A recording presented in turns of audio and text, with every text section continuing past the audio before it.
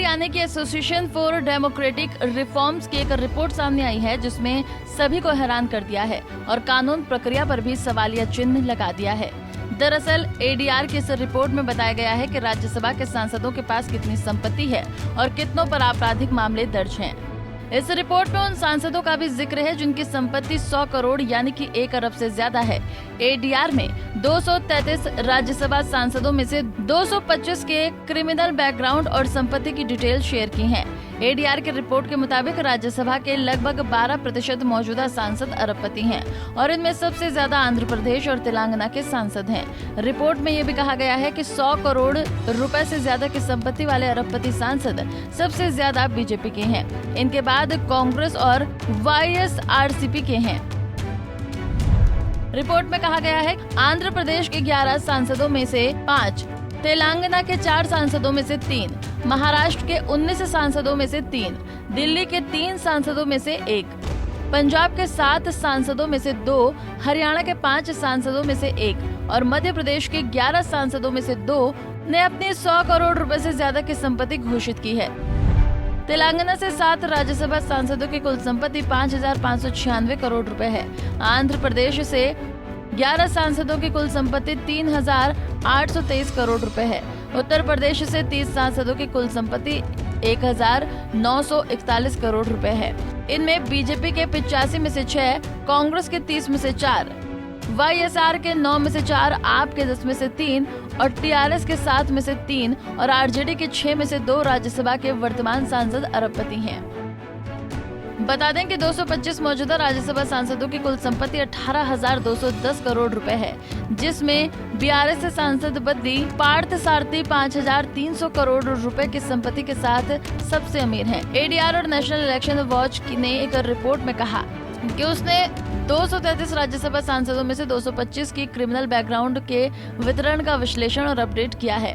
मौजूदा राज्यसभा में 1 सीट खाली है, जबकि 3 सांसदों का विश्लेषण नहीं किया गया है क्योंकि उनके हलफनामे उपलब्ध नहीं है और जम्मू कश्मीर की 4 सीटें अपरिभाषित हैं। आइए जान लेते हैं कि किस पार्टी के कितने सांसदों पर आपराधिक मामले हैं दर्ज। 225 राज्यसभा सांसदों में से 75 ने अपने खिलाफ आपराधिक मामले घोषित किए हैं। इसके अलावा लगभग 41 राज्यसभा सांसदों ने गंभीर आपराधिक मामले घोषित किए हैं और 2 सदस्यों ने हत्या से संबंधित मामले भी घोषित किए हैं।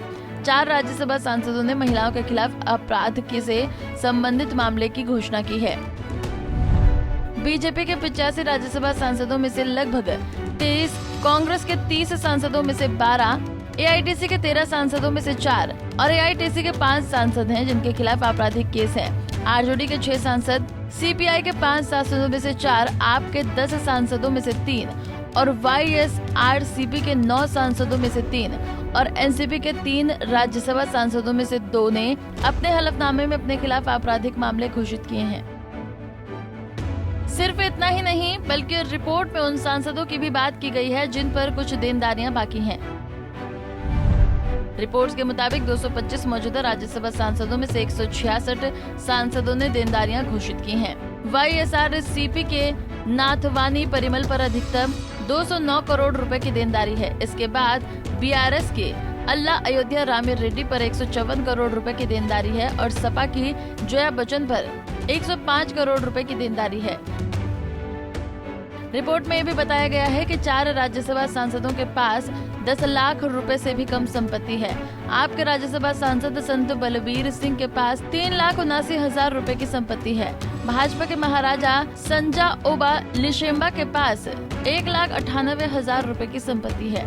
आपके संजय सिंह के पास 6.6 लाख रुपए की संपत्ति है और तृणमूल कांग्रेस के प्रकाश चिक बड़ाई के पास 9.25 लाख रुपए की संपत्ति है। एडीआर द्वारा जारी की गई सांसदों की संपत्ति और आपराधिक मामलों की रिपोर्ट के बारे में आपके क्या विचार हैं? जिन सांसदों पर संगीन आपराधिक मामले दर्ज हैं, क्या उन पर कोई कार्रवाई होनी चाहिए? आप अपने विचार हमारे साथ जरूर शेयर करें। Bureau report, Punjab Kesari TV. हमसे जुड़े रहने के लिए हमारे YouTube चैनल को सब्सक्राइब करें और नई वीडियो की नोटिफिकेशन के लिए बेल आइकॉन को दबाएं।